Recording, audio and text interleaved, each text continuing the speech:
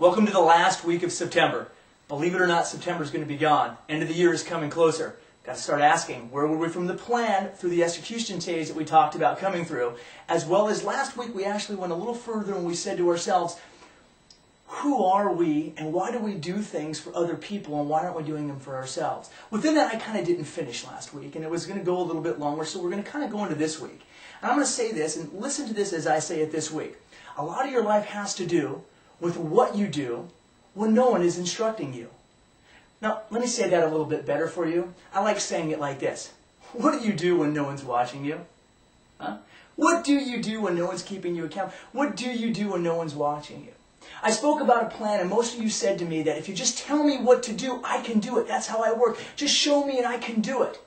Most of us work better with our managers looking over our shoulders or walking around making sure you're prospecting or lead generating. Or actually working. Now some of you are saying right now, that's not true. I don't want my manager breathing down my neck. I don't want my boss coming to see what I'm doing all the time. But the reality is, it's true. It's true because when you have a task to do and someone's watching you do that task, as you do your children to clean the room, they're actually going to do it. So you might not say you like that, but to achieve things, it's what we need. Now, also when your manager's walking around and your boss, he finds people like shrinking their screens from eBay or shrinking their screens from iTunes or stop playing chess. Because we wonder sometimes, as a manager, what people are doing at their desks when they're sitting there. Here's a great statistic. Did you know only 2% of Americans can work without supervision of some kinds? 2% of Americans can work without supervision. That's a huge statistic. Now, what do you do when you're at your desk? When you're trying to go through the execution portion and your plan is done or your manager's not in the office, you know, the cat's away kind of thing. Your manager's not there, you're kind of excited. It's a little bit of a laxity, isn't it? Average people see it as a break or some spare time that they have. Or I don't have to work as hard today because there's no one watching me work today. Overachievers know it's time that they put in. It's when the rest of you are taking the break. It's when they go the extra mile. When they role play, when they're practicing their phone skills, when they read books, when they're listening to books in their car on CD, or they're researching their prospects. That's what overachievers do when the rest of us are sitting at our desks. How about this analogy of life? And this is kind of brings things into proportion of, what do you do when no one is watching? So, some of you maybe have attended church of some kind out there. And when you're at church, you're usually fulfilled. You understand what's happening. You have a direction that day. You talk to others after church about a passion, about everything that you're doing, about what I'm going to implement. And this week's message was on patience, and I have patience because I have kids, and how the implementation portion is going to come. And you're all excited because you're with a group of people that are excited at that time. So then the rest of the week comes around, and it's Wednesday. And when there's no one around, and you get cut off in your car, and you're thinking, you hit the steering wheel and you want to yell out the window. Sometimes you might even want to give the finger or something.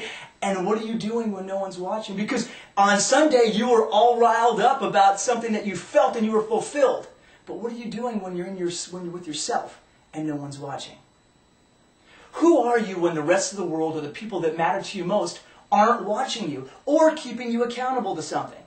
Muhammad Ali said this: the fight is won or lost far away from the witnesses.